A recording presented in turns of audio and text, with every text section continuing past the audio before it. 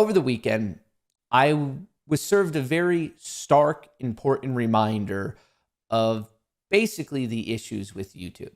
So there I was, looking for an apartment, looking to get into the Big Apple, the city that never sleeps, the Windy City, the City of Lights, the Big Apple, Manhattan. Your boy's looking to move there because, hey, I talk about stocks and that's pretty important for stocks. And my artist, my producer, he's on West Coast. He's out in Cali. And I know, especially because he likes to sleep in, just a little bit of insight. If he's ever messaging me anytime before noon, I know something's up. And it's 9:30 my time, maybe 9 my time. And he is blowing my phone up. And I was like, uh-oh, what's the dealio? And he's like, your entire YouTube channel has been demonetized. And all I could think was, oh, not good. And then I was like, okay, what did we violate? Our biggest assumption was in a previous Jimbo Cramer video, I said the F word and they're probably not too happy about that. But also, would that really relate to getting a full demonetization?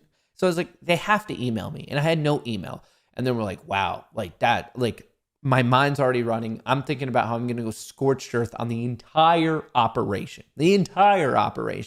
And then we started looking into it of their current rules are this. If you violate their guidelines for too many times, you get fully demonetized. And the way to get back is to continue to produce content for 90 days. And if you're a good boy, they're going to let you monetize again. But in that 90-day period, in that 3-month period, in that 25% of a year, they expect you to make content for them for free. That's the whole deal. What an absolute scam. I know we were referring to PayPal and a 2.5 thousand misinformation policy scam, which they're totally lying to everyone about.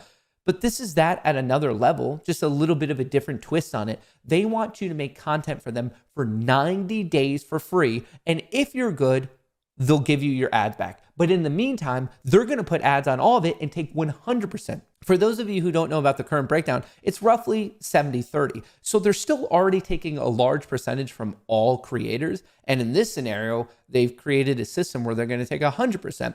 Now, fortunately, a couple hours after that, we were looking on Twitter and a lot of people were saying this to Team YouTube. And then all of a sudden they were looking into it. So the fact that multiple people were reporting it, it turned out that it was just a technical error, a coding glitch, a software issue. And eventually it was resolved. But even with that, there are many people who post once a week, once a month. And if they so choose to be Saturday, well, they just lost out on money. They lost out potentially on a lot of money. Because if your video doesn't do well at first, there's a good chance it won't do well. That's how the algorithm works. And obviously, they're not going to promote something that isn't being monetized because YouTube's a business and they're always looking to make money. So they clearly do not promote videos that are not monetized on a relative basis to ones that are monetized, because why would they possibly do that? They're not making any money and it probably inherently pisses them off.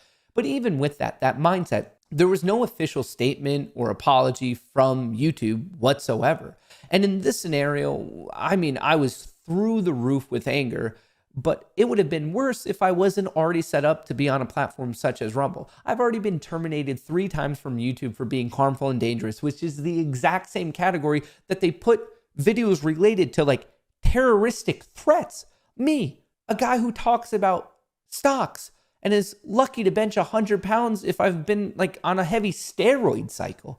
I'm harmful and dangerous. And that's happened to me 3 times. And in all of those times, it's a stupid bot system by another stupid bot system by another stupid bot system. You never get to talk to a human. And in the unique scenario that you have a large enough Twitter following to make a shitstorm of it, once in a while they respond to you. And it's always the classic HR tailored response, which I don't know about you, makes me even more angry because once again, it feels like you're not talking to a human who's being a human. Explain to me what happened. And I get it. Mess ups happen all the time, but just own it and be like, hey, sorry, like we're trying to fix it, like get back to you as soon as possible. But they never take that route. Usually it's a bot. And if, like I said, you're in a fortunate situation where you finally get someone on Twitter to respond to you, because they're never going to respond to you through their creator content. It's just a complete waste.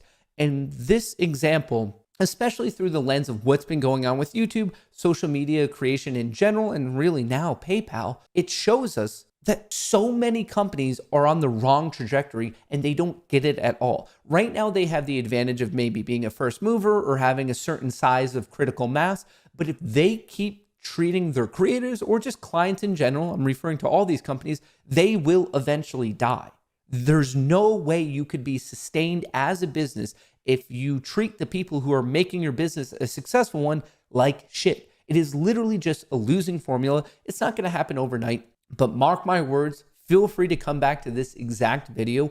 Companies such as Rumble, in the long run, will end up being a clear dominant force, and they don't have to do anything special. They just have to watch all these other people horrifically mess up. If they treat people like people, clients like clients, customers like customers, with a little bit of sincerity, a little bit of just human appeal of just treating them of how they would want to be treated. I know, surprising, but the golden rule even works here. They will end up being dominant. It's going to take time, but there are too many people who are getting so pissed at the platforms such as Twitch, such as YouTube, such as TikTok. And unless they get a new direction for that particular company in the long run, it simply will not work out. Not at all. I would bet any amount of money on it.